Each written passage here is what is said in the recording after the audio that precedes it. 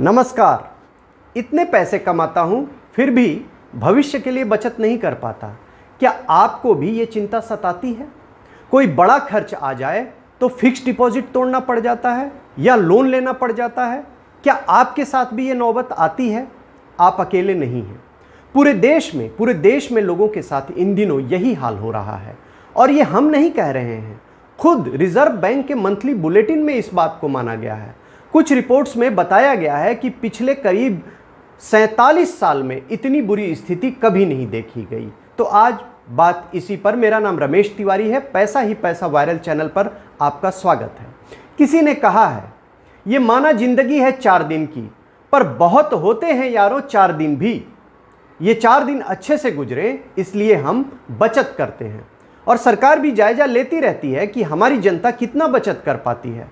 Reserve bank इस बात की रेगुलर स्टडी करता है। वो पहले ये देखता है कि लोगों ने किन किन एसेट्स में कितना पैसा जमा कर रखा है, जैसे bank, insurance, mutual fund, provident fund.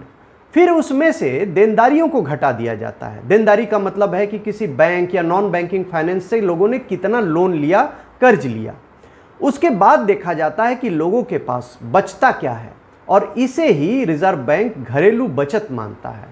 ये देखा जाता है कि बचत बढ़ रही है या घट रही है। वो इसलिए कि हमारी यही बचत इकोनॉमी को आगे बढ़ाने में मदद करती है। जैसे जैसे हम पैसा बचाकर पोस्ट ऑफिस की स्कीमों में जमा करते हैं तो सरकार उनका इस्तेमाल अपने प्रोजेक्टों के लिए करती है। इनसे सरकार को एक तरह से सस्ता लोन मिल जाता है। लेकिन जब हम बचत कम करेंगे तो सरकार को बाजार से महंगा कर्ज लेना पड़ेगा और इससे हमारे ओवरऑल विकास पर असर पड़ेगा। हमारा देश अब तक घरेलू बचत के लिए दुनिया भर में मशहूर रहा है। theglobalEconomy.com के मुताबिक भारत इस मामले में दुनिया के टॉप 20 देशों में रहा है। लेकिन रिजर्व बैंक का जो ताज़ा बुलेटिन है वो कह रहा है कि घरेलू बचत काफ़ी घट गई है। अब ज़रा इस डाटा पर गौर करें जो हम सबके घर का हाल बताता है। वित्त वर्ष 2021 में घरेलू बचत पूरे जीडीपी का 11.5% थी और इसके अगले साल ये घटकर 7.2 हो गई और उसके अगले साल ये सिर्फ 5.1% रह गई। ये पिछले 5 दशक में सबसे कम है और इस डेटा ने बड़े बड़े अर्थशास्त्रियों को हैरत में डाल दिया है। सवाल है कि इतने कम समय में इतनी बड़ी गिरावट कैसे आई? तो आपको याद होगा कि 2021 में कोरोना के कारण लॉकडाउन लगा था। उस दौरान लोगों की नौकरियां चली गई थी, सैलरी में कटौती हो गई थी। कुछ ने अपनी घर से बचत निकालकर घर चलाया तो कई लोगों को लोन भी लेना पड़ा। और आज भी आलम है कि बैंकों में जितना पैसा जमा हो रहा है उससे ज़्यादा रकम का कर्ज लिया जा रहा है। लेकिन जब लोग बचत कम कर रहे हों, लोन ज़्यादा ले रहे हों तो लोन डिफ़ॉल्ट का खतरा भी बढ़ जाता है। किसी कारण से कमाई को झटका लग जाए तो लोन कहाँ से चुकता होगा? फिलहाल हम ये देख लें कि हमारी देनदारियां किस तरह से बढ़ रही हैं।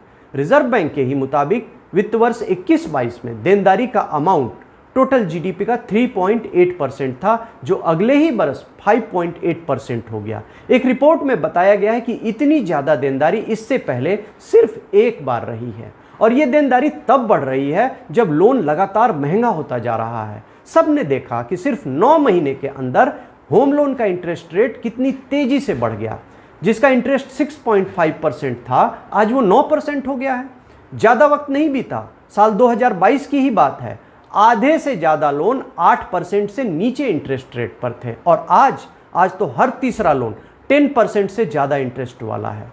लोन महंगा होने के कारण बड़ी बड़ी कंपनियां इन दिनों कर्ज लेने से बच रही हैं, लेकिन आम आदमी क्या करे? वो महंगा कर्ज लेने के लिए मजबूर है। तो रिजर्व बैंक के जो आंकड़े हैं वो कितनी चिंता पैदा करने वाले हैं, खासकर तब जब हमारी इकोनॉमी दुनिया में सबसे ज़्यादा तेजी से आगे बढ़ रही है।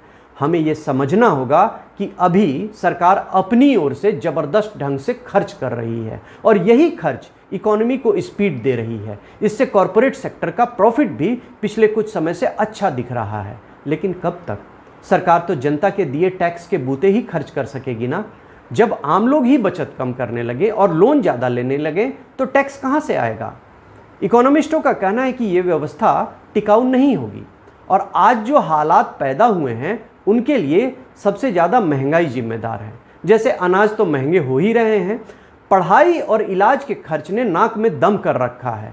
11 से 12% की रफ्तार से ये दोनों बढ़ रहे हैं। इनकी महंगाई बहुत तेज है और जिस हिसाब से ये बढ़ रहे हैं, लोगों की सैलरी और कमाई बिजनेस से भी हो तो वो बढ़ नहीं रही। लोग लोन लेकर अपनी ज़रूरतों को पूरा करने के लिए मजबूर हैं। वो बचत कहाँ से करेंगे? अब तक लोग टैक्स बचाने की खातिर ही सही इन्वेस्टमेंट कर लिया करते थे। अब जो नई टैक्स व्यवस्था आई है उसमें टैक्स बचाने के लिए सेविंग या इन्वेस्टमेंट का इंतज़ाम ही खत्म कर दिया गया है। सबसे दिलचस्प बात, रिजर्व बैंक जो भी कह रहा है, जो उसका डेटा है, वो बैंकों और दूसरी फाइनेंशियल कंपनियों से जुटाया गया है। जो लोग ईमानदारी से कमाई करते हैं, टैक्स देते हैं, खर्च करते हैं, पैसे बचाते हैं और जमा करते हैं, उन्हीं का डाटा रिजर्व बैंक के पास जाता है। तो रिजर्व बैंक का डाटा यही बता रहा है कि ऐसे लोग मुश्किल में हैं। बड़े बड़े अर्थशास्त्री कहते हैं कि एक इकोनॉमी तो पैरेलल भी चल रही है। मैं आपको कुछ बातें बताऊंगा जिन पर आप गौर कीजिएगा। आज जो भी आदमी पहली बार कार खरीदने जा रहा है, उसका जो डाटा आता है उसमें यह पता चलता है कि हर तीसरा आदमी एसयूवी लेकर घर आ रहा है। आज छोटी कार उसकी पसंद नहीं है। लग्जरी रियल एस्टेट की डिमांड बूम पर है, जबकि किफ़ायती घरों की मांग घट गई है। ये क्यों हो रहा है? इस बात को भी रिजर्व बैंक को जानना चाहिए। अगर आपको लगता है कि मैं आपके हक की बात करता हूं, तो आप मेरा चैनल लाइक, सब्सक्राइब और शेयर करें। शुक्रिया।